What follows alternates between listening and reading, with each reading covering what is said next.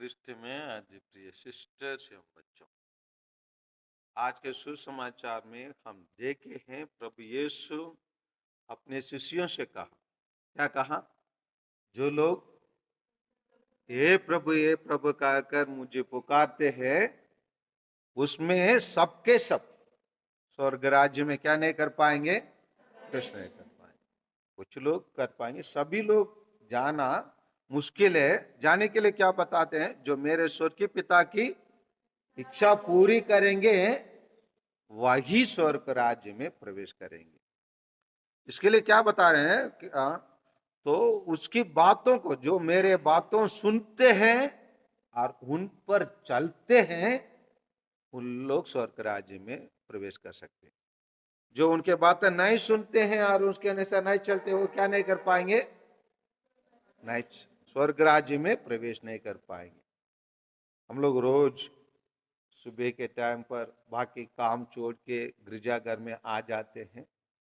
लगभग 30-40 मिनट हम लोग गिरजाघर में रहते हैं।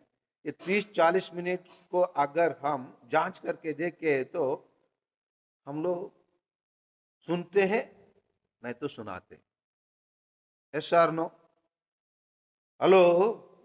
अच्छा, कुछ लोग सुनते भी नहीं है और सुनाते भी नहीं, सो रहे होंगे, इसलिए तो उत्तर नहीं दे रहे।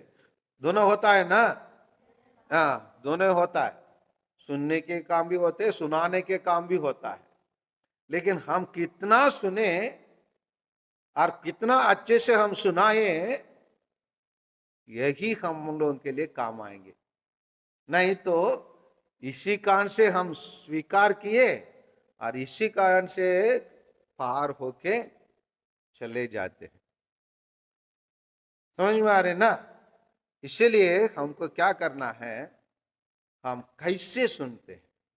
हमेशा हम आवाज को तो सुनते हैं। जैसे यहाँ पर पाला पाठ पढ़ने के बाद अनुवाक्य पढ़ के बताते हैं, है ना? अगर हम उसको सुन ठीक से नहीं सुनते हैं तो सुने, कुछ तो आवाज तो आया, लेकिन शब्दों को हम पकड़ नहीं पाते। इसलिए आधा वाक्य बोलने के बाद अटक जाते और बैठे रहते, क्या बोलना है आगे। और बोलने पढ़ने वाला और फिर दोबारा उसको रिपीट करेंगे तो उसको पकड़ लेते, नहीं तो हम बुद्धू के समान क्या हो जाते? बैठे रहते। क्यों? हम उस शब्दों को सुना नहीं है क्या? आवाज कुछ सुने, लेकिन क्या आवाज हमारे कान में घुसा, उस पर हम क्या नहीं हुए? ध्यान नहीं दिए। उसी प्रकार प्रभु यीशु का वचन को बहुत सारे लोग प्रतिदिन सुनते हैं और सुनने के बाद उसको नजरअंदाज कर लेते हैं। अगर अगर सुनने वाला हो तो अच्छे से सुनने वालों का किसके साथ तुलना किया जाता है? किस पर घर बनाने वाला के साथ तुलना किया जाता है?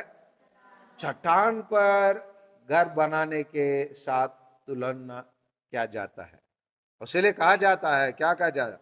आंधियों चली और तूफान आई और उस पर टकराए, हिला के देखा, है ना? बढ़िया से हिला के देखा, घर क्या हुआ?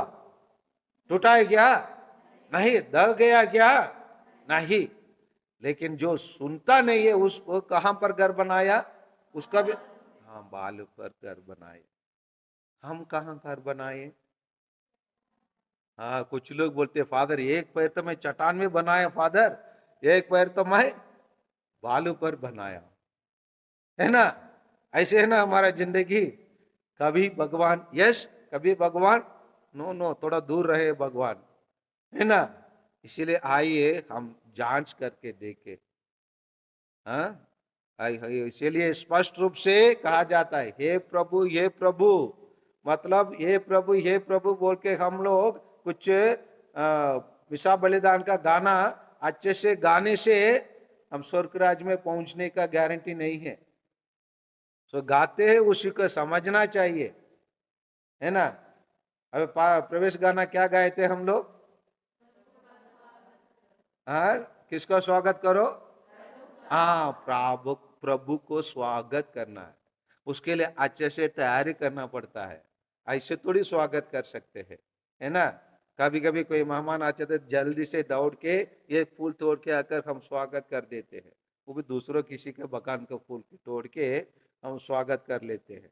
ऐसा स्वागत नहीं है। अपने दिल से आइए, प्रभु यीशु को अच्छे से स्वागत करें। जो भी प्रार्थना हम बोले वो दिल से मन से बोले, और उसकी वाणी को हम सुनकर चट्टान में घर बनाने वाला व्यक्ति के अनुसार हम अपने जीवन बिताए। आमीन।